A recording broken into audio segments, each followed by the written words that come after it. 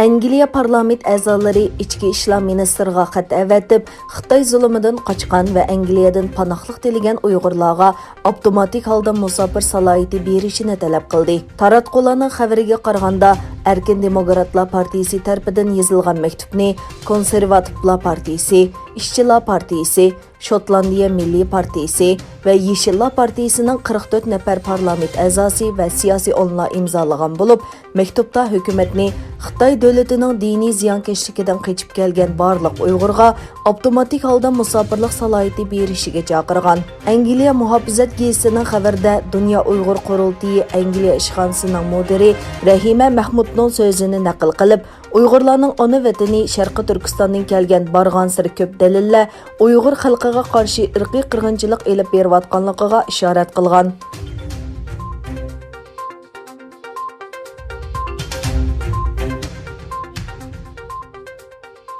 2020 yılı 7 avgust Xalqaro Şərqi Türkistan Təşkilatlar Birlikidən təşkillənən bir heyət ئەنقەرەدە Türkiyə İçki İşlər Ministri Sulayman Soylu əpəndi bilən görüşdü. Heyət Xalqaro Şərqi Türkistan Təşkilatlar Birliki rəisi, Şərqi Türkistan Maarif və Həmkarlıq Cəmiyyəti rəisi Hidayətullah Oğuzxan, Şərqi Türkistan Ölümalar Birliki rəisi Doktor Atavullah Şaxyar, Şərqi Türkistan Media və Axbarat Cəmiyyəti rəisi Abduvaris Xotan, Şərqi Türkistan Savdo Sanoatçılar Birləşməsinin vəkili Nizamiddin Təmkini, Tutuq Buğraxan İlim və Mədəniyyət Vəxbi rəisi vəkili Doktor Abdukerim Buğra, Şərqi Türkistan Kişilik Hüquqni Küzüş Cəmiyyəti rəisi vəkili Adil Abduqadir qatarlıqlardan təşkillənən olub, heyətni İçki İşlər Ministri Sulayman Soylu əpəndi işxanasında qəbul qıldı.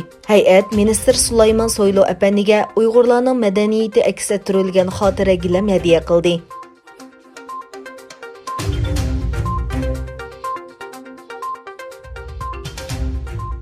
Amerika hökuməti خوڭكوڭنىڭ baş icraiyyə əməldari karilamını öz içigə alğan 11 adamni İmbarggo tizimligiga kirgizdi. Amerika Maliyyə Ministerligi e'lon qilgan yozma bayonotida 11 kishining خوڭكوڭنىڭ avtonomiyasiga buzg'unchilik qilganligi va خوڭكوڭ xalqining fikr bayon qilish va yig'ilish erkinligini cheklaganligi uchun jazo tizimligiga kirgizilganligi ta'kidlandi.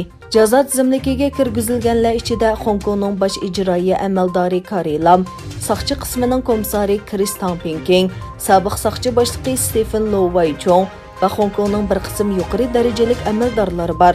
Jazoning bir qismi sifatida ularning Amerikadagi mol-mulklari musodara qilindi. Amerikadagi kishilarning ular bilan savdo qilishi cheklanadi.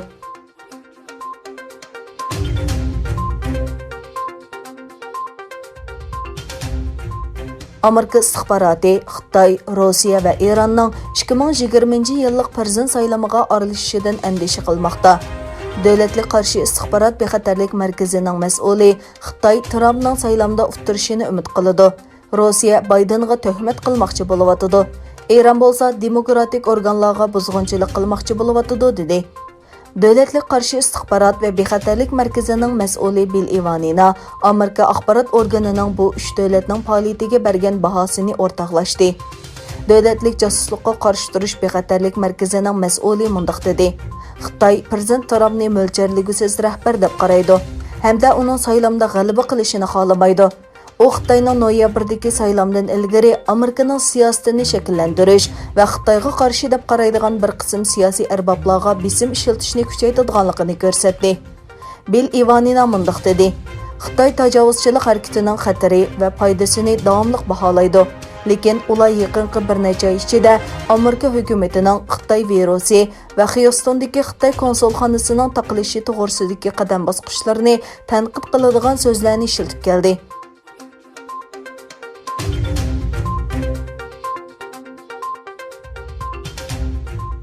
191 adamni elib mangan Hindistan aviatsiya şirketining bir aeroplani tönögün keşdə Hindistanның janubidagi Kalikut aerodromiga qo'nganda uçuş yo'lidan chiqib ketib, kam deganda 16 adam qazo qildi, 100 dan ortiq adam yaralandi.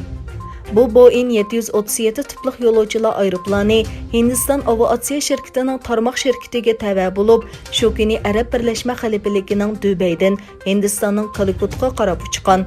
Şu yer vaqti 7 числа kechda yo'lovchilar'ayroпланы Kalkut aerodromiga qo'nganda uchish yo'lidan chiqib ketib 9 metr cho'nqurlikdagi azgalga tushib ketgan. Baxtga yarasha aeroplanga o't ketmagan. Aeroplan uchish yo'lidan chiqib ketgandan keyin ikkiga bo'lingan. Aeroplan qoldiqlari uchish yo'lining hamma yeriga chechilib ketgan. Voqeada ikki uchqichini o'z ichiga olgan 16 odam qazo qilgan, 123 odam yaralangan. Yaradorlar doktorxonaga ilib berilgan.